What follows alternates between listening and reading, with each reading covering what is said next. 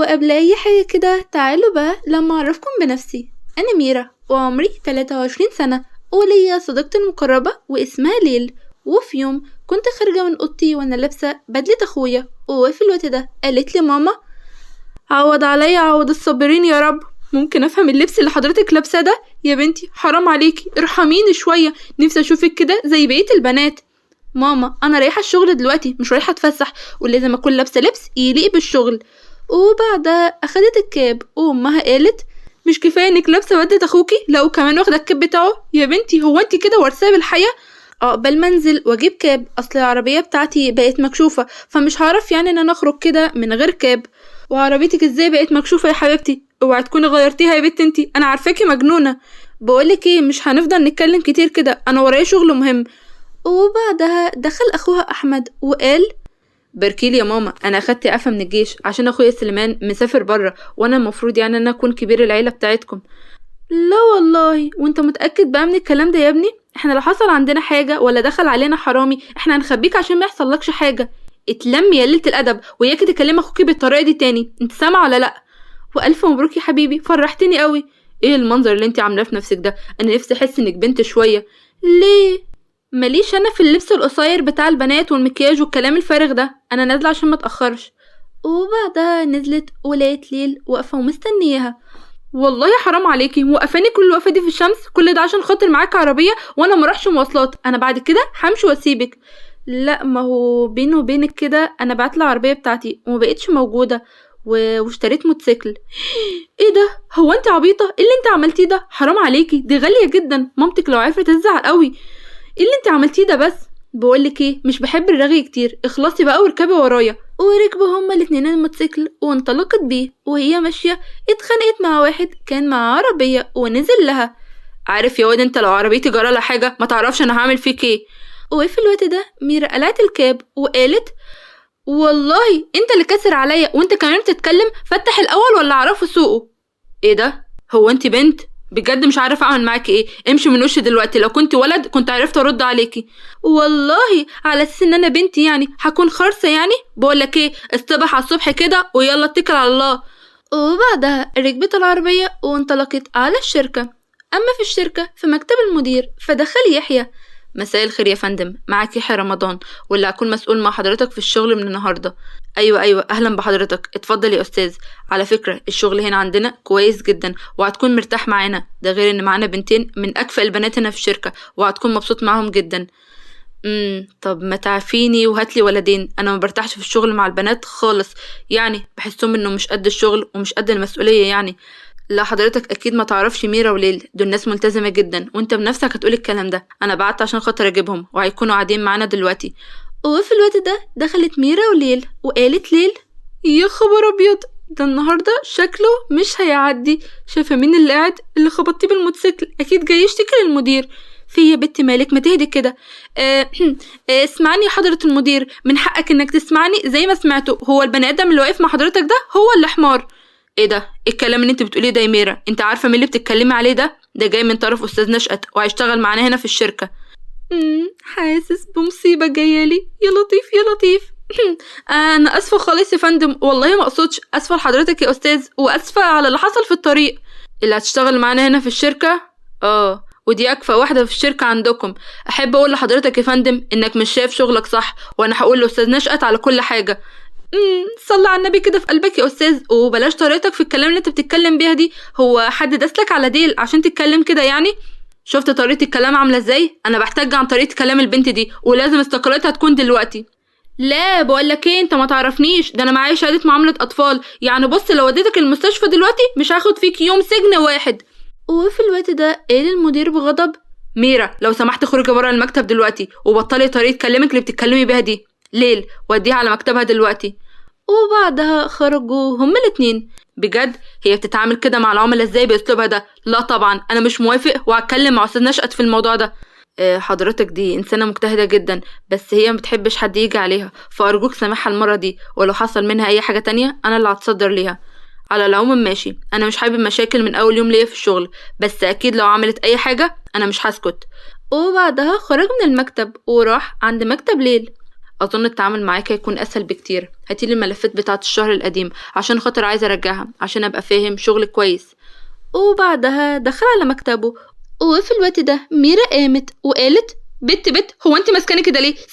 سيبيني اروح اعض من المناخير اللي شايف نفسه علينا بيها دي. بصي بقولك ايه، اهدي كده شويه وبطلي طريقه كلامك اللي بتتكلمي بيها دي، انا مش عايزه مشاكل خالص. وبعدها راحت على مكتب يحيى. اما في بيت ام ميرا فدخلت عمتها وقالت: ازيك يا محاسن يا حبيبتي، عامله ايه؟ اسكتي عشان تعرفي بس معزتك عندي انت وبنتك، مش انا جايبه عريس لبنتك البايره دي. اللهم طولك يا روح، ما تبطلي طريقه كلامك اللي بتتكلمي بيها دي. بنتي مين اللي بايره؟ هو انت عارفه بنتي عندها كام سنه عشان خاطر تقولي عليها الكلام ده؟ والله يا حبيبتي انا بس بتكلم على المستقبل، مين هيرضى يتجوز بنتك وهي بالمنظر اللي عايشه فيه ده؟ المهم العريس جاي النهارده ومفيش فيه عيب خالص، هو بس دخل الجيش وبعد ما يخرج هيتجوز على طول. على العموم خلينا نشوف، ابقى هاتيه وتعالي بالليل تكون ميرا رجعت من الشغل. وفي الشغل عند ميرا فدخل يحيى عليها وقال: بصي يا نسا ميرا، انا عاوز منك الملفات بتاعت السنه اللي فاتت والسنه اللي قبلها كمان كلهم يكونوا عندي حالا. نعم، وانت عاوز منهم ايه؟ انت لسه جاي النهارده، يبقى اللي يهمك ملفات النهارده، وبعدين حضرتك جاي تطلب الملفات وقت الانصراف؟ والله يعني دي حاجه ما تخصكيش، انت لو مش قد الشغل قدمي استقالتك ومع السلامه.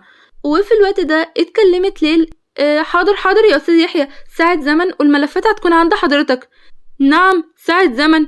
انت عارفه انت بتقولي ايه يا ليل؟ احنا فعلا لو طلعنا الملفات دي فيها حوالي 4-5 ساعات، وان شاء الله يعني استاذ يحيى هيطلع رؤوف ورحيم بينا وهيخلينا نروح وبكره الصبح نحضر له الملفات. صح يا استاذ يحيى؟ لا طبعا، انا لا هطلع لا رؤوف ولا هطلع رحيم، انا هطلع شرير وعاوز الملفات دي حالا. 4-5 ساعات يكشي يكون 8 ساعات ما يخصنيش. وميرا ضربت على المكتب وقالت: حاضر يا استاذ يحيى، هروح اجيب لك الملفات دلوقتي. وبعدها راحت هي وليل علشان يجيبوا الملفات، بس قعدوا وقت كبير جدا واتأخرت على العريس اللي كان مستنيها في البيت. وفي بيت ميرا فعمتها سوسن جت هي والعريس واستنوا ميرا كتير قوي، بس طبعا عشان يحيى مقدرها وما خلاهاش تروح في ميعادها. هو في ايه يا محاسن؟ هي بنتك فين كل ده؟ مش انت قلتي بتخرج من الشغل الساعة 5؟ اهي بقت 8 ولسه ما جاتش لحد دلوقتي. الغايب حجته معايا محاسن، معلش هتلاقي المواصلات زحمه ولا حاجه. منور يا عريس، معلش بقى عروستك موظفه وبتحب الشغل، بس انا محبش البنت اللي تشتغل، اهم حاجه تقعد في بيتها قدام بوتاجازها تطبخ احلى اكل لجوزها. صح كده يا مدام سوسن ولا ايه؟ طبعا صح، وعين العقل كمان يا اخويا. ان شاء الله لما ربنا يكرمكم كده وتتجوزوا اقعدها من الشغل. البت ميرا عليها حبه مسقعه، انما ايه تستاهل بقك. ومحمد وبلع ريقه وهو بيقول: جريت ريقي والله يا مدام سوسن، اصلا انا من النوع اللي بحب الاكل قوي. اما في الشغل عند ميرا فدخلت ميرا على يحيى وهي معاها كل الملفات بتاعت السنه اللي فاتت والسنه اللي قبلها كمان، وقالت له: اتفضل يا استاذ يحيى، كل الملفات بتاعت السنتين اللي فاتوا اهو، حضرتك تؤمر بحاجه تانية؟ طب رجعيهم مكانهم بقى تاني، اصلا انا ما كنتش عايزهم في حاجه، انا بس كنت بطمن عليهم موجودين مكانهم ولا لا. نعم يا اخويا، يعني انت مقعدنا 4 ساعات زيادة فوق وقتنا وفي الاخر تقول انا مكنتش عاوزهم؟ لا ابدا، ده انت زودتها او ما تعرفنيش، ده انا مجنونة. بس يا ميرا، بس الله يخليكي ما تعكهاش اكتر ما هي معكوكة بسواد اصلا. هي ما كانتش تقصد يا استاذ يحيى. طب نقدر نمشي دلوقتي؟ واتكلم يحيى وقال: يا ليل تقدروا تمشوا، وانا هنزلك مكافأة عشان قعدت كتير معايا، اما الرداحة اللي جنبك دي هيتخصم لها اسبوع عشان اسلوبها في الكلام ده، ودلوقتي تقدروا تمشوا. وقالت ميرا بصوت واطي: إلهي يا يحيى يا ابن حواء وآدم، وانت راجع كده من الشغل بندوزر يشوطك بعربيتك يوديك الصحراء، يطلع لك ثعلب وديب ويقرموك ويعضوك وياكلوك من كل حتة في جسمك وما تلاقي حد ينقذك أبدا. بتقولي حاجة يا ميرا؟ لا أبدا يا أستاذ يحيى، بدعي لك ربنا يديك الصحة ويأثر في عمرك، قصدي يطول في عمرك. يلا بينا يا ليل، يلا بينا، هو أصلا يوم باين من أوله أنا عارفة. وبعدها روحت ميرا على البيت. وفي بيت ميرا فدخلت ميرا البيت وهي بتقول بصوت عالي: يخرب بيت الرجالة واللي جاب الرجالة واللي عاوز يتجوز الرجالة دي، إلهي يا رب يقلل منهم في الدنيا، كل يوم أصحى ألاقي راجل يموت عشان نرتاح منهم. إيه ده؟ أنت مين يا شبح؟ أنا عريس جاي من طرف عمتك سوسن. ازيك يا عمتي؟ هو انت ما يجيش من وراكي غير كل اذى؟ ما يجيش من وراكي خير ابدا؟ عريس اللي انت جايبهولي ده حد قالك ان انا بايره ولا بايره؟ بقولك يا ماما حطي لي الاكل، انا جعانه وعايزه اكل، بلا عريس بلا زفت. ما تحترمي نفسك يا بت وعدلي لسانك ده شويه، ده عريس مش هيتعوض ومش هتلاقي زيه ابدا. وقالت ميرا بضحك لا والله. ليه يا عمته؟ هيتسحبوا من السوق ولا ايه؟ بنتي يا ميرا بطلي لماضة واتكلمي حلو مع عمتك. معلش يا محمد يا ابني، هي دايما كده بتحب الهزار. طيب ممكن نتكلم حبة؟ بصراحة يعني انا اول ما شفتك اعجبت بيكي، بس ممكن تسيبي الشغل بتاعك وتركزي في البيت؟ هو في اكتر من انا اجي كده من الشغل الاقيكي عاملة صينية مكرونة بشاميل باللحمة المفرومة كده وتزودي فيها المفروم، ولا اجي كده من الشغل الاقيكي عاملة طاجن ورق عنب كده بالكوارع؟ نعم نعم، حيلك يا عم الأمور. هو انت شفتني وافقت عليك ولا قلتلك ماشي؟ وبعد كده هو انت عندك كل حاجة الأكل؟ هتفطس في يوم من الأيام وهتموت. صحيح، ما هو كرشك اللي مدلدل منك ده مش من شوية. أنا عمري ما اتجوز راجل عنصري بيميز الراجل عن الست. وعلى فكرة الست زي الراجل بالظبط. بقولك ايه، انت مرفوض. فين الغدا يا ماما؟ أنا جعانة. تصدقي يا بنتي يا ميرا انك مش وش نعمة، وانا غلطانة اصلا انا عبرتك بعريس. ماشي يا محاسن، مش عارفة تربي بنتك؟ خليها جنبك يا اختي. يلا يا محمد يا ابني قوم، في عروستين غيرها هنحود عليهم يا حبيبي، واللي فيه النصيب ابقى شوفها. وميرا بضحك بتقولك في عروستين تانيين؟ ابقى نقي يا واد يا محمد، السودا مرباط جاتك نيلة وانت هبل وكرشك مدلدل منك كده. فين يا ماما الاكل؟ بقولك جعانة. هو انتوا ما بتسمعوش ولا ايه؟ وبعدها مشيت سوسن هي ومحمد ودخلت محاسن وجابت الاكل لميرا وقالت لها خدي يا ميرا كلي. كده برضو يا ميرا تكسفيني قدام عمتك العقربة؟ اخص عليكي. وماله العريس؟ هو يعني بكرش حبتين وقصير 3 حبات كده، بس ابن حلال وكسيب. المحشي طعمه جميل قوي يا محاسن، تسلم ايدك. يا دوب بقى هغسل ايدي وادخل انام، فكك مني بقى انت وعمتي. وبعدها دخلت ميرا علشان تنام. وميرا دخلت اوضتها وقعدت تتكلم مع نفسها وهي بتقول لو الواحد يخش الجيش كده عشان اثبت للعالم كله ان الولد زي البنت بالظبط. هما بس اللي شايفين ان الراجل راجل والست ست عشان ايام السيد وامينه. اصبروا كده، انما انا جاتلي حته فكره هخليكوا تحترموا الست اكتر من الراجل 1000 مره. وبعدها كلمت ميرا ليل صاحبتها وقالت لها هو في ايه يا ليل؟ عماله ارن عليكي مش عاوزه تردي؟ ايه ده انت خم نوم بصحيح، لحقتي تنامي؟ ده احنا لسه مروحين. عاوزة ايه يا وش المصايب؟ مش كفاية اتأخرنا النهاردة في الشغل بسبب لسانك الطويل؟ عاوزة مني ايه تاني؟ هو مش احنا صحاب على الحلوة وعلى المرة وانتي معايا في اي حاجة؟ انا خايفة من الجملة دي. خير، عاوزة مني ايه يا ميرا؟ انا وانتي هنخش الجيش. نعم؟ استهدي بالله يا ميرا، انت اكيد تقلت في العشاء وبيجيلك كوابيس وانت صاحية. خشي نامي يا حبيبتي، خشي نامي. لا بقولك ايه، انا بتكلم بجد. هاتي ورق مراد اخوكي بكره وانت جايه، وانت كده كده شبه اخوكي، وانت عارفه يعني ان انا نسخه من احمد اخويا، وهجيب الورق بتاعه كله، وانا وانت هنقدم في الجيش. معايا ولا مش معايا يا صاحبتي؟ معاكي وربنا يسترها. والله انا حاسه ان سجني هيكون على ايديكي. طبعا يا قلبي، ومؤبد كمان. فعلا جه تاني يوم وميرا وليل سرقوا ورق اخواتهم الصبيان وراحوا وقدموا في الجيش، وطبعا عرفوا يتنكروا في زي الرجالة ولبسوا لبس اخواتهم الشباب. قال لهم الضابط برافو عليك يا دفعة، انت هو انكم ما تهربتوش من الجيش، بس انت يا عسكري احمد ما ينفعش انك تخش عشان اخوك الكبير مسافر وانت كبير العيلة. وميرا وهي بتحاول تدخن صوتها لا، ما هو حضرتك يعني اخويا رجع بالسلامة وانا عاوز اقدم الخدمة العسكرية لبلدي. تمام، وادي الختم بالموافقة اهو. يا ريت كل الشباب تبقى زيكم ان شاء الله، بكرة تكونوا عندي. وبعدها ليلى وميرا مشوا، وقالت ليلى ميرا وبعدين بقى يوم العريف هنقول ايه بقى لاهالينا؟ لبسنا اهو في الجيش. ام العريف عامله حسابها في كل حاجه يا حبيبتي. احنا هنقول لاهالينا ان احنا جالنا سفر بسبب شغلنا 45 يوم وهنرجع على طول. تمام ماشي. انا مش عارفه انا بمشي وراكي ليه؟ عشان بتحبيني والله عشان بحبك. ربنا يسترها. انا هعرف امي بالكلام ده. اهم حاجه دلوقتي ان احنا لازم نروح نجيب لبس شبابي، وربنا انا خايفه بس اعمل ايه؟ صاحبتي وبحبك ومعاكي على الحلوه وعلى المره. يلا بينا يا مصيبه. وبعدها ليلى وميرا راحوا واشتروا لبس، وبعدين راحوا على بيتهم وقالوا لأهلهم ان جات لهم سفريه بسبب الشغل ولازم يسافروا. وبعدها ليلى وميرا اتقابلوا في الجيش ودخلوا على طول في الجيش. قال الضابط بصوت عالي يلا يا اسود مصر كل واحد يشيل سلاحه على كتفه. ده تقيل قوي يا حضرة الضابط، مش عارف اشيله. استرجل كده يا عسكري، مالك في ايه؟ ما تشيل السلاح. والله ما قادر، لو شلته ممكن ضوافري كلها تتكسر. معلش حضرتك، ممكن تمسكه وتحطه انت على ايدي؟ نعم يا اخويا، ومش عاوزني اكلك واحميك بالمره؟ ثابت يا عسكري وشيل سلاحك عشان هديك 3 ايام تأنيب. وبعدها ليل شالت السلاح غصب عنها. وانت يا عسكري احمد، سلاحك لسه على الارض ليه؟ هو انتوا ما بتسمعوش الكلام ولا ايه؟ حاضر حاضر يا حضرة الضابط، هشيله اهو. يخرب بيت امك، انت مالك تقيل كده ليه؟ والنبي ترفع، ده ظابط رخم قوي. تمام قوي كده، يلا للخلف دور. وطبعا ليل وميرا ما فهموش اي حاجه وفضلوا واقفين مكانهم. والله انا كنت عارف يا عسكري انت وهو ان انتوا اغبياء ومش هتفهموا حاجه. للخلف دور يعني اتفضلوا امشوا مع العساكر صحابكم. والله يا حضرة الضابط انا مش عارف انت بتزعق ليه. انا مش بحب الصوت العالي على فكره، الله يخليك، بيوترني قوي. بقول لك ايه يا عسكري مراد، لو ما عدلتش نفسك معايا كده هعمل لك اعاده كشف. انا مش عارف انت دخلت الجيش ازاي اصلا، الجيش مش بيدخله غير الرجاله، وانت اللي زيك لا يصلح. ميرا بصوت واطي: ابوس ايدك يا ليل، ابوس ايدك، هنتكشف، ولو اتكشفنا فيها سجن مشدد، ده قضية تزوير في اوراق رسمية، الموضوع جد مش هزار، استرجلي شوية. وردت عليها ليل بصوت واطي: منك لله يا ميرا يا بنت محاسن، انا غلطانة ان انا سمعت كلامك اصلا. يلا يا عسكري انت هو بطلوا كلام مع بعض، للخلف در.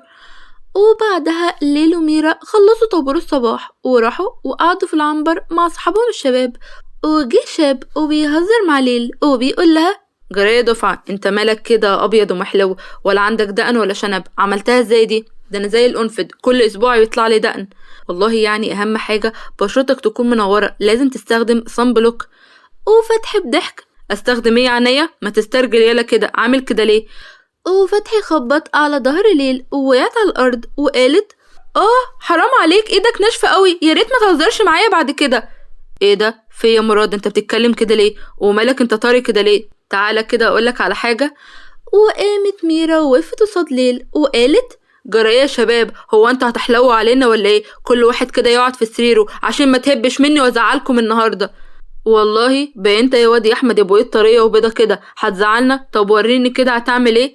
ليل بصوت واطي: ابوس ايدك يا ميرا، ابوس ايدك، ما تعمليش فيها سيد الرجاله دلوقتي عشان هنتمسك وهنتعجن هنا. ومسكت ميرا عماد وفتحي وضربتهم علقة موت.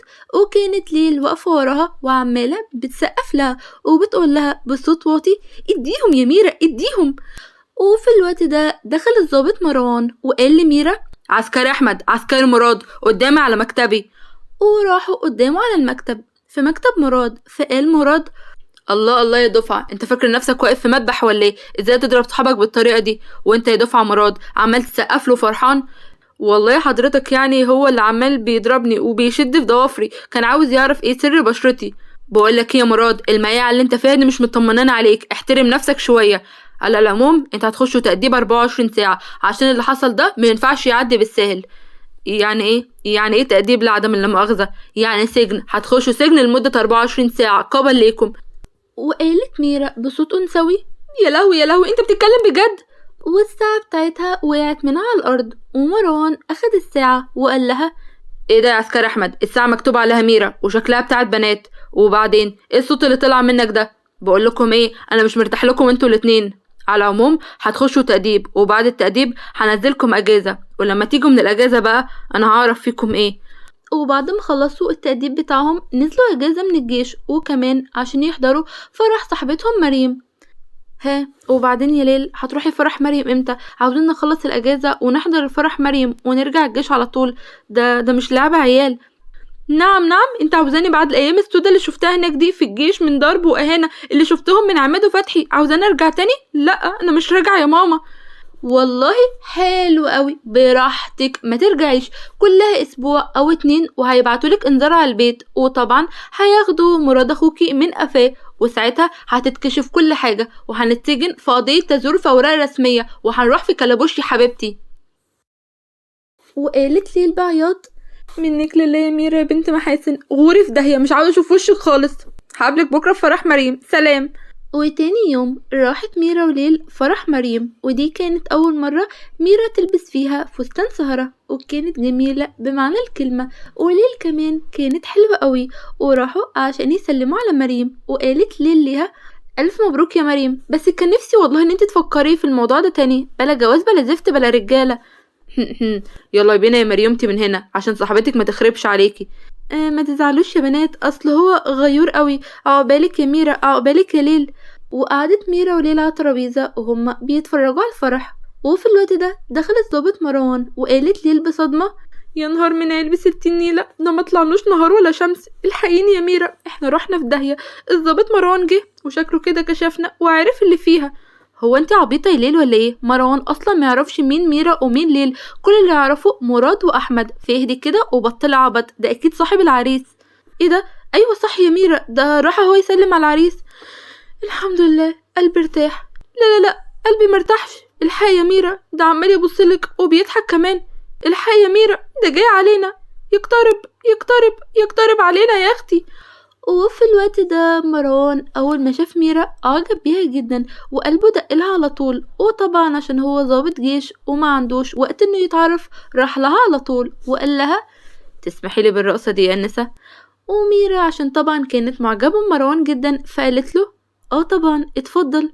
ومروان رقص هو وميرا رقصة رومانسية، وميرا نسيت نفسها قصاد أعين مروان. وكل أصحابها حتى مريم العروسة انصدموا، بقى ميرا عدو الرجالة ترقص مع راجل ما تعرفوش.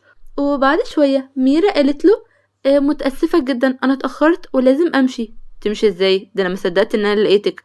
أنا من أول ما شفتك حبيتك من أول نظرة. معلش، متأسفة جدا، أنا لازم أمشي حالا. وفي الوقت ده ميرا اتوترت جدا ومشيت على طول هي وليل، والساعة بتاعتها وقعت منها. وأول ما مروان مسك الساعة وداس عليها لا مكتوب عليها اسم ميرا، وكان نفس الساعة اللي كانت مع العسكري أحمد في الجيش. المروان في نفسه: ايه ده؟ ازاي؟ دي نفس الساعة. أنا شاكك في حاجة وربنا يستر وما تكونش هي. هتأكد منها لما انزل من الأجازة. وفي بيت ميرا فقالت لها مامتها: بنتي يا ميرا، ما تفضي الشنطة بتاعتك بقى، عاملة زحمة قوي. لا يا ماما، مش هينفع افضيها، انا كلها يومين ومسافرة الشغل تاني. شغل ايه يا اختي المنايل ده اللي بتخلي البنات تسافر وتبات بره البيت؟ بقولك ايه يا بت، انا مش عاجبني الشغل ده. معلش يا ماما، اكل العيش مر بقى. بقولك ايه، اقعدي من الشغل وانا هنزل اشتغل واصرف عليكم. يا خراشي، مين اللي بيتكلم؟ عمتي سوسن يا اخويا. اتوكس، ده انت بتاخد مصروفك من امك. اتلمي يا بنتي يا ميرا عشان ما كسرلكيش عظمك. هتكسر لي ازاي باللبانه اللي انت عمال تاكلها طول النهار والليل ده؟ بقولك ايه يا احمد، روح استرجل شويه وبعد كده تعالى كلمني يا حبيبي. وفي شقه ليل فمامتها بتقول لها: يا ليل يا حبيبتي، سيب الشغل بتاعك ده، بص انت اسمريت ازاي وشعرك اتبهدل ازاي. وليل بزعل: بالله عليك يا ماما ما تفكرنيش، كل ما ابص على شعري وعلى بشرتي ازعل قوي. منك لله يا ميرا يا بنت محاسن. معلش يا ماما، انا هضطر بعد يومين كده اروح الشغل تاني، وان شاء الله تكون اخر سفريه. ربنا يصلح حالك يا بنتي يا رب. وبعد يومين ووقت ما خلصت الأجازة ميرا وليل راحوا الجيش تاني، وهناك اتقابلوا مع الضابط مروان. لكن كانت كل تصرفاته غريبة قوي لأنه كان شاكك في حاجة وعاوز يتأكد منها. ميرا وليل راحوا ولبسوا لبس الشباب ووقفوا تاني في الطابور مع العساكر، ومروان قال لهم: كل العساكر تروح للعنبر بتاعها إلا مراد وأحمد، أنا عاوزهم. وميرا بلعت رقها وقالت: خير يا حضرة الضابط، هو في حاجة؟ كل الخير يا أحمد، متوتر ليه؟ أنا عاوزك تشيل كل الصخور دي وتوديها الناحية التانية، وأنا الصراحة يعني ما لقيتش عساكر في همتكم ونشاطكم. يلا ابدأوا. وبعدها مروان وقف على جنب عشان يشوفهم هيعملوا ايه، واسمعهم وهم بيقولوا: وريني بقى يا أستاذة ميرا هتعمل ايه في الصخور دي. على فكرة يا ليل، احنا اتكشفنا. يا نهار، مش باين له ألوان؟ يعني ايه، هنتسجن؟ منك لله. واللي كشفنا هي الساعة بتاعتي، وانا متأكدة ان هي وقعت في ايد مروان، بس لو سألني هقول ان هي بتاعت اختي. ومروان جه من وراهم وقال: وانت مصممة تكملي كده يا ميرا؟ اتفضلوا انتوا الاتنين قدامي على المكتب. اتسجلنا والحمد لله. ودخلوا كلهم على المكتب عند مروان، ومروان قال لهم: هيا يا ميرا، في كذبتين هتكذبيها ولا كده خلاص؟ ميرا مين؟ انا اسمي احمد مالك يا حضرة الضابط، سلامتك الف سلامة. ومروان شال الباروكة من على شعر ميرا وليل وقال لهم: طب وكده بقى، انت احمد ولا ميرا؟ ليه عملتي كده؟ ما تعرفيش انك ممكن تتسجني في قضية كبيرة وهي قضية التزوير؟ انا عملت كده عشان اثبت للعالم كله ان الست زي الراجل 1000 مرة، وان مفيش اي فرق ما بينهم. كان ممكن تثبتي يا ميرا بس بطرق مختلفة كتير، وتثبتي ان انتي ميرا ومش احمد. يعني كده يا زبوطة هتعمل فينا ايه؟ هتسجننا؟ بجد هنهون عليك. كان نفسي ان انا اسجنكم، بس ميرا سجنت قلبي بايديها. انا حاضر ان انا اخلصكم من كل الموضوع ده، بس بشرط واحد. قولي اللي انت عاوزه. شرط ايه؟ ان ميرا تتجوزني، وده عز طلبي حضرة الضابط، وانا موافقة طبعا. وبعدها مروان قدر يخبي ميرا وليل ونزلهم لبيوتهم تاني، وهناك ميرا قالت لمامتها على الحقيقة، لكن مامتها زعلت جدا وقالت لها انها كان ممكن تتسجن في اي وقت لولا ان القدر كان في حظها. وطبعا مروان بعديها جه وتقدم لميرا، والكل استغرب ان ميرا وقعت في حبه لانها كانت رافضة موضوع الجواز نهائي. ومروان اتجوز ميرا وعملوا فرح جميل جدا، وليل كانت زعلانة ان ميرا اتجوزت وسابتها. بس ليل تاني يوم على طول راحت الشغل تاني، واول ما رجعت لقيت يحيى بيقول لها اهلا بيك يا ليل، كل ده غياب من الشغل؟ انت اتعديتي من اللي اسمها ميرا دي ولا ايه؟ وبعدين هي فين؟ مش شايفها معاكي يعني. اصل ميرا اتجوزت وسابتني لوحدي وانا مش متعودة، انا مش عارفة اقعد في المكان من غيرها. انا مش عارف والله انت كنت عارفة تتعاملي مع اللي اسمها ميرا دي ازاي، انتوا عكس بعض خالص. يا ليل انت رقيقة، بنوتة رقيقة كده، اما ميرا خسارة فيها كلمة انثى، اصلا المفروض كانت تكون راجل. بس والله دي اجدع صاحبة شفتها في حياتي، وعمري ما هقابل زيها تاني. لا لا لا، بلاش الدموع دي يا ليل، انا بضعف قصاد دموع الانثى الرقيقة. هو انت مرتبطة يا ليل؟ لا. طب وايه رأيك بقى لو قلدنا ميرا ونعمل زيها؟ مش فاهمة قصدك يا استاذ يحيى. يعني نقلدها ونتجوز زيها. تتجوزيني يا ليل؟ انا من ساعة ما شفتك وشفت رقتك وكنت معجب بيكي جدا. موافقة. وبعدها راح يحيى وخطب ليل، وطبعا ميرا حضرت الخطوبة وكان نفسها تناكب فيه، بس جوزها الضابط مروان بيغير عليها من الهوا الطاير ومش مخليها تتكلم مع حد ابدا، والكل عايش في سعادة وهنا. وبكده بقى تكون خلصت قصتنا، ونقول ستوب، استنوني بقى في قصة جديدة. وما تنسوش تعملوا لايك للفيديو واشتراك في القناة، تفعيل زر الجرس على كلمة الكل عشان يوصلكم مشاعر بكل جديد. دمتم في حفظ الله ورعايته، مع السلامة.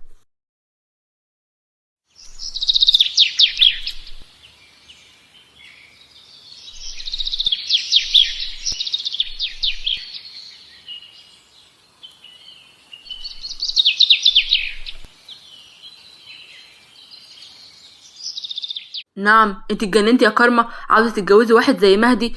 ده واحد مدمن، اكيد طمعان في فلوسك ويروح يصرف على نفسه ويرميكي. والله يا بابا دي حياتي انا وانا حرة فيها، ومفيش حد ليه دعوة بيا، حتى انت ملكش دعوة بيا. كارما احترمي نفسك، انا ابوكي يعني ليا كل الدعوه.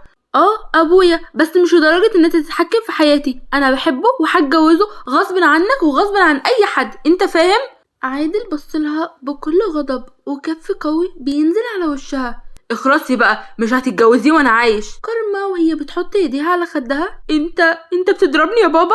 عادل بحدة. وهضربك تاني وتالت لو مبطلتيش الكلام الفارغ ده، او لو طولت لسانك اللي عاوز قطعه ده. الظاهر ان انا دلعتك زيادة عن اللزوم. انا عمري ما كنت فاكرة انك ممكن تعمل كده وتمد ايدك عليا. واقطع خبرك كمان عشان اربيكي. مش بس كده، جوازك من مهدي ده مرفوض، وانت هتتجوزي ابن عمك منصور. ايه؟ انت بتقول ايه؟ انت اكيد بتهزر صح؟ قولي انك بتهزر.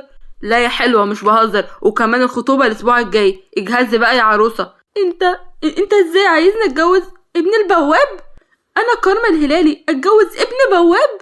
هتتجوزيه وانتهى الكلام. كارما بدموع مش هتجوز ابن منصور، ومش هعيش حياتي مع حد انا مش عايزاه يعدل بيه. هتتجوزيه بالعافية وغصب عنك وعن اللي خلفوكي، سامع ولا لا؟ لا مش ممكن. انت مش ابويا، انت مستحيل تكون ابويا. عادل بحدة. انا ابوكي عارف مصلحتك اكتر منك يا بتاعة المدمن. وصلت لمدمن واحد صايع. انت نزلت من نظري. كارما وهي بتجري على اوضتها. اعمل اللي انت عايزه، انا اصلا مفيش حد فاهمني وهموت نفسي وارتاح. في 60 داهية، قلة الادب ما تربتش. وبتقفل كارما باب الأوضة عن نفسها بعنف، وبترمي نفسها على السرير وهي منهارة من العياط. وعادل هو بيبص لطيف بنته بحزن، وبتيجي عليه مراته بخضة. في ايه يا عادل؟ ايه اللي حصل؟ صوتكم عالي كده ليه؟ بنتك بقت قليلة الادب، عايزة تتجوز واحد زبالة. لا وعاوزاني ان انا اسيبها تعمل اللي في دماغها. لا والله، هو انا ماليش لازمة كده؟ طب استهدى بالله كده بس يا حبيبي واهدى. وبعدين ما ينفعش زعيقك ليها بالشكل ده، ولا تعاملك معاها بالعصبية دي. فهمها بالعقل يا عادل، لانها لسه صغيرة. عادل وبيزعق اكتر. نعم يا اختي، ايه لسه صغيرة دي؟ البت دي دلعها زاد ولازم اربيها من اول وجديد. بس مش بالطريقة دي، مش بالضرب والإجبار. وبعدين ازاي تفكر تتجوزها لابن البواب؟ ده مش من مستوانا. الناس هتقول ايه؟ الناس مش هتقول حاجة، انا اللي بقول. واقولك على حاجة بقى، لا خطوبة ولا هم، كاتب كتاب النهاردة وانا بنفسي اللي هجوزها وخلص الكلام. لا لا لا، مش ممكن. دي انت ازاي تعمل كده في بنتك؟ انا خلصت كلامي، ويا ريت تفهمي السنيورة بنتك زي ما فسدتها هربيها على كيفي. مشي من قدامها وهو متجاهل نظرة الذهول اللي على وشها، وهي بتقف مكانها ومش قادرة تستوعب اللي حصل. وفي أوضة كارما، فكانت قاعدة على سريرها وهي بتعيط وبتمسك موبايلها وبتتصل بمهدي، وقلبها بيدق بسرعة ومستنياه انه يرد. في الوقت ده بيرد مهدي بصوت تقيل وواضح انه كان بيشرب. الو، مين معايا؟ مين معاك ايه يا مهدي؟ انا كارما، انت مش عارف رقمي؟ سوري يا كوكو، بس كنت مشغول على الاخر. مال صوتك كده، في ايه؟ بابا يا مهدي، بابا عاوز يجوزني غصب عني وهيجوزني لابن البواب، تخيل. ايه؟ هو اتجنن؟ انا مش هسمح بكده. طب قولي نعمل ايه؟ انا مش عارفة اتصرف وهو مصمم على قراره ده. تهربي يا حبيبتي، تعالي عندي ونتجوز وخلاص، ونحط ابوكي قدام الامر الواقع. ايه اللي انت بتقوله ده؟ انا مستحيل اهرب من بيت اهلي، دي مش تربيتي. مهدي بيتضايق وبيعلي صوته عليها. تربية اللي بتتكلمي عنها دي؟ ده ابوك عاوز يرميك لواحد غيري، وواحد مالوش 60 لازمة. وانا مش هعمل كده يا مهدي، مش انا البنت اللي تحط راسها بوها في الطين وسط الناس. اسمعي يا كارما، يا تبقي معايا يا خلاص، انا مش هستنى. وبيقفل السكة في وشها، وهي بتفضل تبص للتليفون بصدمة ودموعها نازلة على وشها ومش مستوعبة كل اللي بيحصل، وبتحط ايديها على بقها وهي بتعيط اكتر. وعند مهدي قاله صاحبه باستغراب: قفلت في وشها ليه؟ دي طاقة القدر واتفتحت لينا، تقوم تزعلها كده؟ انا زهقت منها يا عم، دي بنت صداع ومتدلعة ومش نازلالي من زور، مع انها مزة بس رخمة وعاملة فيها دور الشريفة. ياض انت اسمع مني، لازم توقعها تحت رجلك وتخليها تيجي لك ركعة، هي وابوها دول عندهم فلوس تعيشنا ملوك العمر كله. عندك حق، بس انا مفروض اعمل ايه دلوقتي؟ تتصل عليها وتثبتها بكلمتين: انا عندي لك خطة تخليها تيجي لك ركعة وتترجاك كمان عشان تتجوزها. ماشي. وعند كارما، فكانت قاعدة وهي بتعيط ورنت تليفونها برقم مهدي وردت عليه بلهفة: خير يا مهدي، عاوز مني ايه بعد ما هزقتيني وقفلت السكة في وشي؟ يا حبيبتي حقك عليا، انا اسف، ما كانش قصدي ان انا ازعقلك، بس انتي عارفة انا بحبك قد ايه، وفكرة ابن البواب دي خلتني ان انا اتجنن. ردت عليه كارما وهي بتمسح دموعها وقالت: كنت خايفة قوي، حسيت ان انا خسرتك. رد عليها مهدي بحب زائف: لا يا روحي، مش هتخسريني ولا حاجة، انا بس كنت متضايق، لكن خلاص فكرت وهتصرف وهعرف ان انا اتصرف ازاي مع ابوكي. بجد يا مهدي انت هتعمل كده؟ طبعا، انت ليا ومحدش هيقدر ياخدك مني. كارما بتبتسم وهي مش عارفة ان اللي جاي ممكن يكون اسوأ بكتير. اما في بيت منصور بابتسامة: اتفضل يا حاج عادل، نورتنا والله، ما كنتش تقولوا ان احنا نفرش لك البيت ورد. النور نورك يا حاج منصور. وبيقعدوا في الصالون ومنصور بيصب الشاي في كوبايات صغيرة، وعادل بياخد نفس عميق قبل ما يتكلم. بص يا منصور، انا جاي اطلب منك طلب كبير وعاوزك تفكر كويس، واتمنى ان انت ما ترفضش. بيرفع منصور حاجبه باستغراب وهو بيقول: خير يا بيه، انا تحت امرك. رد عليه عادل بهدوء وقال: المثل بيقول اخطب لبنتك وما تخطبش لابنك، عشان كده انا جاي وعاوز ابنك ياسين يتجوز كارما بنتي. ايه اللي بتقوله ده؟ بنت البيت تتجوز ابن البواب؟ كان ابن بواب، دلوقتي انت في بيتك معزز مكرم، وكمان الشغل مش عيب. وعلى فكرة ياسين برضو ابني، انا اللي ربيته وكبرته وعارف انه راجل بمعنى الكلمة. بس ده مش منطقي، انت بنفسك عمرك ما كنت هترضى بحاجة زي كده لو انا اللي كنت طلبتها. او عادل بيقطعه وهو بيتكلم بحزم: دلوقتي برضه، وبعدين ابنك مش اي حد، ياسين دلوقتي ظابط وليه مستقبل. منصور ولسه مش مقتنع: بس ليه عاوز تجوزها له؟ وبعدين بنتك يعني عمرها ما هتوافق انها تتجوز ابني، اكيد في حاجة. عادل بهدوء مخيف: عشان تتعلم الادب وعشان تتربى من اول وجديد. وفجأة الباب يتفتح وخطوات تقيلة بتدخل، وده مكان إلا ياسين باستغراب: خير يا حاج عادل، طلبتني في التليفون؟ عادل بجدية وهو بيحاول انه يشرح له: انا عاوزك تتجوز كارما بنتي، حياتها بقت ضايعة وماشية على هواها، وانا مش عارف اتحكم فيها بعد ما دلعتها. يعني ايه؟ كنت فاكر ان دلعها ده صح، وان لو خليتها تعيش زي ما هي عايزة هتبقى سعيدة، بس طلع كل اللي عملته غلط في غلط. راحت حبت واحد مدمن ومش قادرة اتحمل اللي بيحصل ده، وعاوزك تساعدني يا ياسين. مش هقدر اوافق يا حاج عادل، انا مفكرش في الجواز دلوقتي، ولو فكرت اسف، بنتك مش هتكون اول اختياراتي ولا اخرها. عادل برجاء: يا ابني انت هتقدم لي خدمة العمر بدل ما بنتي تتجوز المدمن ده من ورايا، تعملها وانا عارف. طيب انا موافق. عادل هو بيحضن ياسين: والله يا ابني انت مش عارف انا قد ايه فرحان بكلامك ده، وانك هتساعدني في المشكلة دي.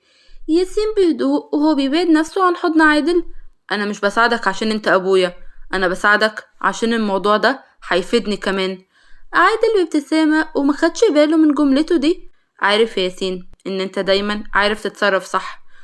وبالليل عادل بيدخل لأوضة كارما بهدوء: المأذون تحت وكاتب كتابك خلاص، وفاضل بس توقيعك. ايه؟ ازاي بالسرعة دي؟ لا لا لا، انا مش همضي. لو ما مضيتيش هحبسك في الأوضة دي لحد لما تموتي. انت مش ممكن تعمل معايا كل ده، انا اكيد بحلم صح؟ انا مش بهزر ولا بتحلمي، يا اما توقعي دلوقتي او حياتك كلها هتبقى في الأوضة دي لحد لما تعفني فيها. تمام انا هوافق، بس والله لا خلي ابن البواب ده يندم. نزلت من الأوضة وبتدخل الصالون وبتشوف المأذون قاعد مع شاب، وبتقف للحظة وبتسرح فيه. أول مرة تشوفه على طول مش ظاهر، وبتشوف أبوه بس. كارما بغيظ في نفسها: ابن البواب ده مكانه مش هنا، اللي مكانه هنا هو مهدي حبيبي وبس، وانا هخليك تندم يا ياسين، اصبر عليا بس. المأذون بابتسامة: اتفضلي امضي يا بنتي عشان نكمل. قوي قوي يا شيخ. وبتمسك كارما الورق وبتوقع عليه، وبيعلن المأذون جوازهم. كارما بتبص لياسين بغضب ومفيش في عينيها أي رضا. وقف ياسين وبيقول لها ببرود: يلا يا عروس على بيتنا. بتبص له كارما بكل قرف وبتقول: بيتك؟ انت بتقول بيتك؟ ده مش بيت، ده عشة فراخ معفنة. انا اسيب الفيلا دي واروح للخرابة بتاعتك؟ انا مش هعيش معاك في المكان ده، فاهم؟ حط ياسين ايده في جيبه ببرود وقال: وبعدين يا ست كارما كملي كلامك عشان افهمك اكتر. انت مش فاهم يعني ايه اعيش مع واحد زيك؟ انت ابن بواب وده مش مكانك مش معانا هنا، مكانك تحت رجلي، وهتكون خدم عندي من النهاردة عشان انت ما تستاهلش اكتر من كده. عادل بغضب: بس يا كارما احترمي نفسك، ده بقى جوزك وهتعيشي معاه. اعيش معاه فين؟ في عشه ولا في كوخ؟ ده اللي انت رفضته ضفره برقبته. انا لو فضلت ان انا اعيش مع واحد زيه هكون عايشه عمري كله في قرف. ياسين بيقف قدامها فجأة وبيمسكها من شعرها وبيضربها بالكف: بيتك مش عشه، وكلامك ده هو اللي هيوصلك لاخرتك، وبعدين ده مكانك من دلوقتي، ومش هتغير الواقع بكلامك اللي ملوش قيمه ده. سيب شعري يا متخلف انت. ياسين زقها ووقعت على الارض. المتخلف ده هو اللي هيربيكي من اول وجديد. يا سلام، هتربيني يعني؟ انت مين عشان تربي حد؟ ده انا حتى لو اتربيت في اي مكان تاني مش هبقى زيك، مش هبقى تحت رجلك. ياسين ببرود: لو طولت لسانك تاني هوريك ازاي اربيكي وهقطعهولك. انت لو معرفتيش حدودك هعرفها لك كويس جدا، وازاي بنربي البنات اللي ما تربوش. بيقرب منها ياسين وبيشدها من ايديها وبيجرها قدام الكل وبيخرج من البيت. وبعد شوية كارما بغضب: اوعى كده، هو انت بتجر جاموسة وراك؟ ياسين دخلها البيت ورماها في أوضة ضلمة، والأوضة كان فيها فيران وتعابين. تحبي بقى تنامي هنا ولا تكوني مطيعة وتسمعي الكلام؟ كارما برعب: ايه ده؟ فيران وتعابين؟ انا موافقة اسمع الكلام، بس مشيني من هنا. ايه ده في صرصار على كتفك اهو. كارما جريت بسرعة ونطت في حضنه ومسكت فيه وصوتت: لا لا لا، بالله عليك ابعدوا عني ابعدوا عني. رد عليها ياسين بهمس: مفيش صرصار ولا حاجة، بضحك عليكي. كارما زقته بغيظ وقالت: ايه ده انت رخم والله. طيب غوري بقى وهاتيلي مية عشان اغسل رجلي، يلا. ايه؟ انا كارما هانم اجيب لك مية تغسل فيها رجلك؟ ليه؟ ما تكونش فاكر نفسك ست سيد ولا ايه؟ صدقي حلوة قوي دي. تمام، بعد كده قوليلي ياسين. نعم. بتحلم. هتكوني مطيعة ولا تباتي هنا يا قطة؟ فين الزفت؟ المطبخ هناك على ايدك اليمين، انجزي. مشيت وهي مش طايقة نفسها ولا طايقاه. في المطبخ كارما باستغراب، فين الكوبايات اللي هنا؟ ولقيت كوباية وجابت فيها مية وابتسمت بمكر وجابت شطة وحطتها فيها ودقايق وخرجت. ياسين باستغراب، ايه ده؟ جايبلي مية ليه؟ انا مش عطشان. كارما بخبز، لا جبتلك مية عشان تغسل فيها رجلك، يلا مد رجلك وهصب عليك. جايبلي مية في كوباية ليه؟ هحط فيها صباع رجل واسيب الباقي يعفن ولا ايه؟ وبعدين مش عارفة المفروض انها تتحط في طشت؟ نعم طشت؟ يعني ايه طشت دي؟ بنت البي ما تعرفش يعني ايه طشت؟ حقك يا اختي، الطشت ده شبه الحلة كده بس على اكبر، كومبو يعني. كومبو؟ هو انت هتاكله ولا ايه؟ وبعدين خد اغسل رجلك ما تقرفنيش. اسمعي الكلام. وبعدين مال المية كده لونها احمر. حطلك فيها غسول من بتوعي، يلا خد. غسول؟ غسول بطعم الشطة يروح امك. ايه روح امك دي؟ عيب على فكرة، اسمها مامي. غورة خمد عشان تصحي تجهزي الفطار وتروقي البيت، وفي اسطبل ورا البيت كمان تنضفيه من الساعة 6 تكوني جاهزة. باي باي يا كارما هانم. ها؟ وسابها وطلع، وهو طالع قلب برود. حصليني عشان الفيران دي بتتساب بالليل وده وقتها. وطلعت هي جري وراه. وبعد شوية في الأوضة كان ياسين في الحمام وكارما بتفكر ازاي تزهقه، وجابت شنطتها وطلعت منها بودرة عفريت ورشتها على السرير، وراحت جريت وقعدت على الكنبة وعملت نفسها بتلعب بالتليفون. وشوية وخرج ياسين وهو بينشف شعره ولافف فوطة حوالين وسطه. كارما اتخضت من منظره وبصت في الأرض وقالت، ايه ده؟ مش تستر نفسك كويس؟ ياسين راح ناحيتها وبيقرب منها وهي اتخضت. كارما بخوف، ولا انت بتقرب كده ليه؟ ارجع والله العظيم اصوت والم عليك الناس. ياسين ضحك واخد المشط من وراها وقال لها، ما تخافيش انت اصلا مش نوع المفضل. قال تصوت قال، نوع ايه؟ هو انت الطول اصلا؟ مسكها ياسين وزقها على السرير بسرعة وقعد على الكنبة. اتخمدي هناك وانا هنام على الكنبة هنا. كارما بصت بصدمة وقامت نطت وبدأت ان هي تهرش في جسمها. ظهري، ايدي يا مامي. ياسين رفع حاجبه وقال لها، في ايه؟ هو انت جربتي ولا ايه؟ كارما بألم وغضب، انت تخرس خالص منك لله. يا جسمي مش طايقه البودرة دي. بودرة ايه؟ هو انت كنت رشالي حاجة على السرير؟ كارما تجاهلته وجريت على الحمام وبصت بصدمة وقالت، ايه ده؟ هو فين الشاور؟ عندك الطشت والكوباية وشغل الحنفية واستحمي. نعم، ده ازاي ده؟ اجي اوريكي. كارما وهي بتهرش في جسمها، بطل قلة أدب، أنا داخلة أتصرف، اوعى كده. وقفلت الباب في وشه وهو بيضحك عليها. وتاني يوم الصبح كانت كارما نايمة بالعافية، ولقيت اللي بيشد اللحاف من عليها وبيصحيها ببرود. اصحي يا حلوة، كفاية نوم لحد كده، اتنيلي واصحي. في ايه اللي حصل؟ هي الساعة كام؟ الساعة 6 يا هانم، يلا قوم عشان تحضري لي الفطار. كارما وهي بتبص للساعة بصدمة، نعم يا اخويا الساعة 6 الصبح؟ ليه؟ انت عايزني اقوم احلب لك البهايم ولا ايه؟ ما عنديش جواميس والله تحلبيها، بس ممكن اجيب لك واحدة مخصوص عشان تصحي لها. ده انت مستفز قوي. ياسين بابتسامة باردة، معاكي ربع ساعة والفطار يكون جاهز، مفهوم؟ مش مفهوم حاجة، انا مش شغالة عندك. الفطار يكون جاهز قبل ما انزل، فاهمة؟ عاوز اكون فايق.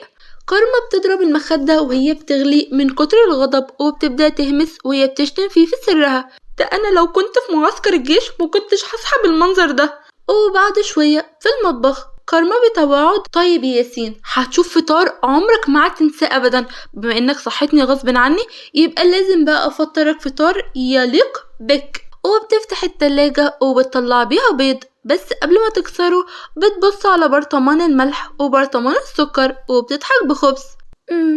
نحط شوية ملح بدل السكر في الشاي ونرمي شوية شطة كده على البيض.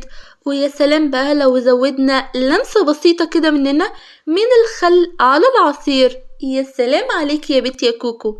وبعد شوية كانت كارما خلصت وحطت الأكل على الترابيزة في المطبخ، ودخل ياسين وبيقعد وبيقول لها ببرود، ما شاء الله الهانم بتعرف تطبخ، تتحسدي والله، أنا بحسبك هتبوظي الأكل والمطبخ. كارما بابتسامة متصنعة، طبعا بعرف أطبخ، جرب كده وقولي رأيك.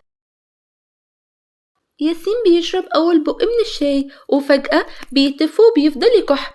ايه ده شاي ولا عصرة فيه مية البحر؟ كارما وهي بتمثل البراءة، ليه مش عاجبك؟ ده سكر زيادة كمان. ده مش سكر زيادة، ده مخزون ملح في الكوباية. وبيحاول انه يفوق، فبيمسك البيضة وبياخد منها لقمة، وفجأة بيحس ان نار ولعت في بقه. ايه ده؟ انت ايه اللي حطاه في البيض ده مش اكل، ده نار جهنم. انت بتاكليني بيض بطعم الشطة؟ لا، ده انا حطيت شوية بس بهارات عشان تحس بالطعم. مش عاجبك برضو؟ بيقوم ياسين بسرعة وبيمسك كوباية العصير عشان يطفي النار اللي في بقه شوية، وبياخد أول بق وبيتفه على طول. وإيه ده كمان؟ ده عصير صحي، حطيتلك فيه شوية خل بس، مفيد للهضم.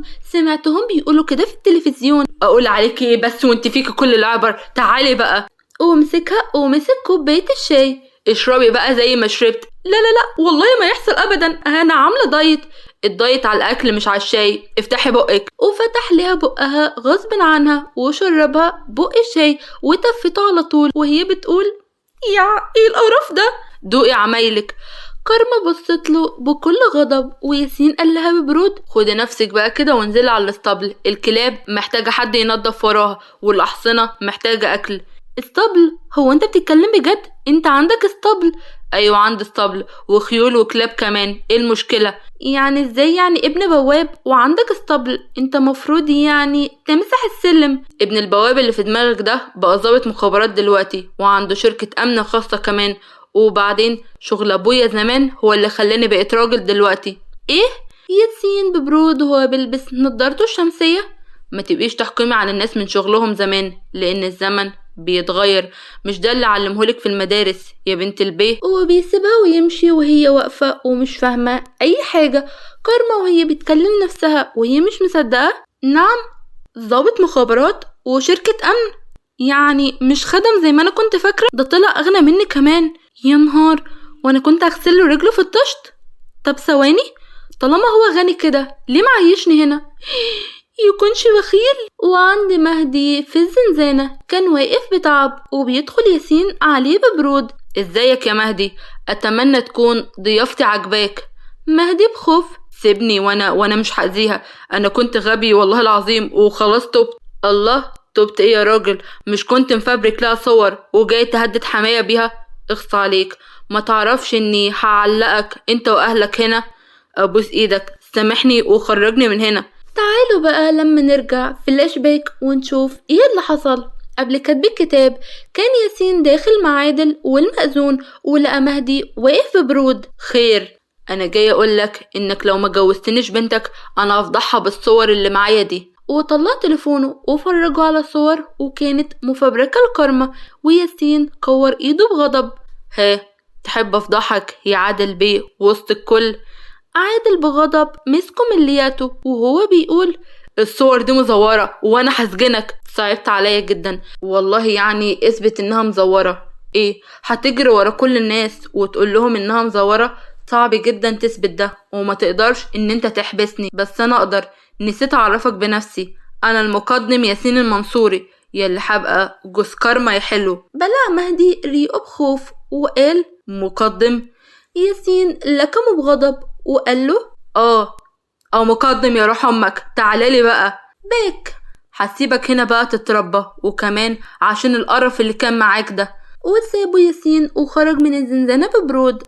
وعند كارما دخلت الاسطبل وهي بتبص حواليها باشمئزاز وبتقفل مناخيرها وهي بتتكلم وبتقول في نفسها ايه ده؟ ايه القرف ده؟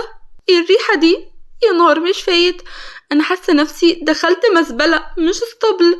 هو ياسين ده عنده كل المصايب دي؟ وفجأة الحصان بيحرك راسه بسرعة وهي بتتخض وبتصرخ يا خرابي، في ايه اللي بيحصل ده؟ ما تخضنيش يا اخي، انا اصلا مش مستحمله. ورجعت لورا ولقيت كلاب وراها وبصت لهم بخضة. استنوا بس، انتوا مالكوا كده؟ هو انا شكلي عظمه ماشيه على الارض ولا ايه؟ الكلاب جريت وراها وهي جريت بسرعة على الأوضة وقفلت الباب وبتستوعب ايه اللي حصل. وفجأة بتتجمد مكانها وبتصرخ بخوف يا مصيبتي، ايه ده؟ ده طور. الطور بيرفع راسه وبيبص لها وبيتحرك خطوة ناحيتها وهي بترجع خطوة لورا. حبيبي انت كويس؟ والله العظيم مش قصدي ان انا اضايقك خالص، انا داخلة كده زيارة عندك، انت عارف بقى سياحة داخلية وكده. وبتبص على هدومها وبتاخد بالها انها لابسة احمر. لا لا لا لا لا، انا لابسه احمر؟ يا نهار مش فاتح، ده بيشوفني وكأن العلم بتاع المصارعة بتاعهم.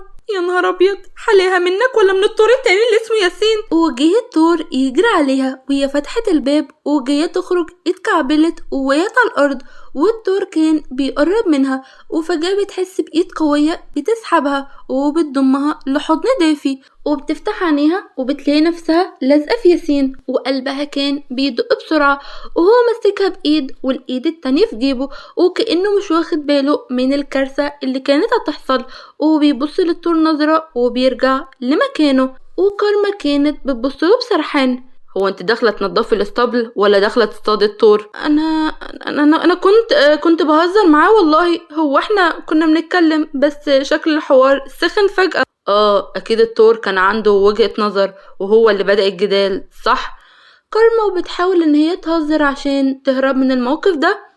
بس شكله كان متضايق مني شوية، مش يمكن مش بيحب هدومي؟ ياسين بيسيبها وهي بتقع من حضنه على ظهرها. هو انت ما تعرفش تمسك حد كويس؟ فيك لسان وبس. ياسين ببرود، انت اللي مش بتعرفي تقفي على رجلك. كارما بتقف وهي بتنفض هدومها وبتقف على رجليها لكن بتتألم. رجلي، منك لله يا شيخ، رجلي شكلها اتلوت بسببك انت وبسبب الطور بتاعك ده. وجت تمشي لكن لقيت ياسين شالها ما بين ايده. كارما بانفعال وهي بتضربه على كتفه. ايه ده؟ ايه اللي بتعمله ده يا مجنون؟ نزلني حالا. ياسين ببرود وهو مكمل مشي. انت مش قادرة تمشي، هتمشي ازاي يعني بلسانك الطويل اللي عايز قصه ده؟ انا لو كان ينفع امشي بلساني كنت اديتك بالشلوت وخلصت. ياسين بسخرية. لا، ما هو واضح ان انت دايما بتتكلمي اكتر ما بتفكري، وانت دايما بتعمل اللي في دماغك وما بتسمعش كلام حد. تجاهلها ببرود، وكارما قالت له بغضب.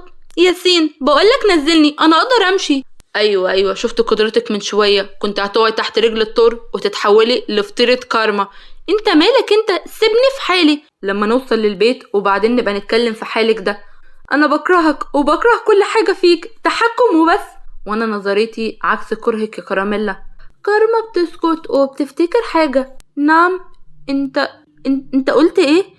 ياسين ابتسم ودخلها لجوه وجاب علبة الإسعافات الأولية وبدأ إن هو يعالج رجليها وهي كانت سرحانة. تعالوا لما نرجع. كانت كارما رايحة الجامعة ولقيت رسالة على تليفونها من شخص ما، وكان محتواها: خدي بالك من نفسك يا كراميلا، عيني عليك على طول، وما تزعليش من درجة الكويز، المرة اللي جاية هتجيبي أعلى. ابتسمت كارما وبعتت وقالت له: هو أنا مش هشوفك بقالك سنتين بتبعتلي رسايل ولا مرة شفتك. فاكر أول مرة بعتلي فيها كنت بعمل بلوك ولقيته اتفك لوحده، وبتبعت لحد لما زهقت وتعودت عليك وبقيت جزء من حياتي لدرجة ان انا سميتك مفضلي المجهول. رد عليها وقال: ومجهولك بيقولك ركزي على حياتك وتعليمك، وهو على طول جنبك يا كراميلا. باك. كارما في نفسها، معقول هو نفسه؟ بس ازاي؟ لا مستحيل يكون هو. ياسين بصلها بهدوء وقال: كده تمام، تحب اساعدك ترتاحي فوق؟ كارما بسرحان: لا شكرا، عن اذنك. وقامت وهي بتعرج وبتفكر. وبالليل كانت كارما نايمة وسخنة وبتبرطم بكلام مش مفهوم. دخل ياسين عشان يجيب حاجة ولقاها كده فاتخض وجرى عليها وقال لها: كارما، مالك يا كارما، في ايه؟ كارما بتعب: مش قادرة اتحرك، حاسة جسمي متكسر قوي. ياسين بيجسها بخوف: ايه ده؟ انتي سخنة قوي. ما تسيبنيش. مش هسيبك والله، استني جايلك. وراح وجاب كمادات وعلاج وقعد يعملها كمادات وهي تترعش، واداها علاج وفضل يقرأ لها قرآن لحد لما نامت وهي ماسكة في دراعه. ياسين بحنان وهو بيمسح على شعرها: نفسي تعرفي اني بحبك ومن زمان، بس لما سمعتي كلام صحابك وبعدت عن مجهولك وضعتي حاولت ارجعك للطريق الصح بس معرفتش، لكن الحمد لله هي دي الطريقة اللي هعرف افوقك بيها لنفسك يا كراميلا. وتاني يوم صحيت كارما ولقيت ياسين واخدها في حضنه وعلى دماغها كمادات.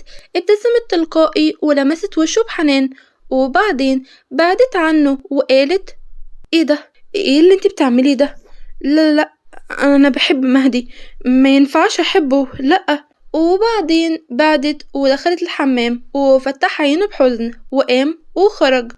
وبعد شوية ياسين بيرجع وبيلاقي تليفونها بيرن برقم أبوها وهي مش عاوزة ترد. ده أبوكي، رد عليه، ما ينفعش كده. لا ينفع، اطلع انت منها بس. هو سبب الهم اللي انا فيه، هو اللي خلاني اتجوز واحد ما بيحبوش وحرمني من اللي بحبه وحرمني من حريته. هو همه نفسه وبس ورأيه بس، انا اولع، عمره ما فكر فيا. رد عليها ياسين بسخرية: عندك حق، هو أناني، بس عارفة أناني ليه؟ عشان عاوز يحافظ عليكي، مش يسيبك تضيعي. أناني عشان حماكي من واحد جه هدده بصور زبالة ليكي وإنه هيفضحك بيها. أناني إنه دلعك عشان بنته الوحيدة ومش حرمك من حاجة وكان فاكر إنه كده بيربيكي صح. أناني عشان مخليكيش تحسي وعاوزة كل حاجة على كيفك ومزاجك وبس. عارفة أبوكي ده ما ينفعش إنه يكون أب، لأنه معرفش إزاي يتعامل مع بنته وخوفه عليها، خلاه يسيبها مع إنه مفروض العكس، بس كان همه فرحتها. انت عارفة ابوكي كام مرة نام مقهور بسبب تصرفاتك وكلامك الحجر ليه؟ طب انت عارفة ان هو عنده القلب مخبي عليك عشان ما تخافيش ومش يخليكي تحس انه ممكن يروح منك في اي لحظة؟ كل ده ممكن يروح منك. عارفة اتحمل علشانك قد ايه؟ وطبعا لا، اتلميت على ناس بايظة وبوظتك وفهمتك ان دي الحرية، بس للأسف ضيعتك. تخيلي كده تصحي ما تلاقيهوش، هتندمي ندم عمرك على كل اللي عملتيه معاه لحد النهاردة. كارما كانت مصدومة من كلامه وكأن حد دلق عليها مية متلجة في عز البرد. انت بتقول ايه؟ دي الحقيقة، وده فيديو لحبيب القلب وهو بيعترف باللي كان هيعمله معاكي. يا ريت تفوقي بقى. وبالمناسبة ده اصلا مش بيتي، انا جبتك هنا عشان احاول افوقك لنفسك، بس ما قدرتش اعمل حاجات كتير. عارفة ليه؟ لاني مجهولك المفضل، بحبك يا كراميلا، وانت سبتيه بسبب اصحابك البايظين، ولو مش عاوزاني انا شهر وهطلقك عشان كلام الناس عنك. وسابها ونزل وهي قعدت تعيط، لكن هو سمع صوت عيطها وهو ماشي ورجع لها تاني واخدها في حضنه وهي انهارت في حضنه. انا فعلا طلعت وحشة قوي يا ياسين. ياسين كان بيطبطب عليها بحنان وهي بعدت عنه بجمود وقالت: سيبني لوحدي شوية لو سمحت. ياسين اتنهد وقام وخرج. وبالليل بيجي عادل واصحاب كارما وعادل بيكون مش طايقهم. كارما بتنزل واصحابها بيروحوا عليها: كوكي مالك بتعرجي كده ليه؟ هو عمل فيك ايه المتوحش ده شغالك في البيوت، انت لازم تخلعي ابن البواب ده وتعيشي حرة، محدش ليه حكم عليكي. كارما ببرود بعدت عنهم وهي بتقول: اولا ده جوزي وانا فخورة بيه واني اتجوزته، وبالعكس انا فرحانة معاه. حبيتها بصدمة: نعم؟ ايه ده؟ هو لحس مخك ولا ايه؟ كارما بابتسامة وراحت ومسكت ايدي ياسين: قصدك نضفه من القرف اللي كان فيه. وعلى فكرة انا مش عاوزة اعيش حرة، لاني مرتاحة وانا ليا اب بيخاف عليا وبيحبني وجوز محافظ عليا، وانتوا بقى مش عاوزة اعرفكم تاني. بصوا لبعض بصدمة وبعدين بيخرجوا بغيظ. عادل بابتسامة: اخيرا فهمت يا كارما. كارما حضنته بدموع وهي بتقول: حقك عليا يا بابا، حقك عليا، انا غلطانة. ابوكي في ظهرك، حتى لما اموت هكون جنبك، بعد الشر عليك. طيب انا هستأذن، ويا عمي خد كارما معاك وانا هرجع بيتي، ولما يعدي شهر هطلقها. مسكت كارما ايدي ياسين وهي بتقول: هتسيب كراميلا تاني؟ هي اللي سابتني اولاني، كانت غبية وما حسيتش بقيمتك غير دلوقتي. خليك معايا يا مجهولي، انا محتاجالك. بجد؟ ايوه بجد بجد يا ياسين. وبعد مرور سنتين كارما بزعيق: يا واد بطل غلبة بقى وتعالى غير هدومك. جري ابنها على ياسين: بابي. شاله ياسين بحنان وقال له: مالك بقى مزعل ماما ليه؟ ابنك بيتدلع مش عايز يتنيل ويغير هدومه. قلتم غوريلا يا مامي. انا غوريلا؟ طب انا هبلعك دلوقتي. ونزلوا ياسين وهو جري على تحت، وكانت كارما هتجري ورا بس ياسين مسكها بضحك وقال لها: يا بنتي اهدي، مالك كده؟ ده انتي كنت بنت ناس وكيوت، قلبت على امنا الغولة كده ليه؟ والله بقى كده برضو يا ياسو. لا يا روح ياسو، بقولك ايه، ما تيجي نخوي الواد. حصل وانا حامل. بجد بجد يا مجهولي، تمت بحمد الله. وكده بقى نقدر نقول ستوب، خلصت قصتنا. اتمنى ان هي تكون نالت عجبكم. ما تنسوش بقى تعملوا لايك للفيديو واشتركوا في القناه في زر الجرس تركيمة الكل عشان يوصلكم اشعار بكل جديد. دمتم في حفظ الله ورعايته. مع السلامه.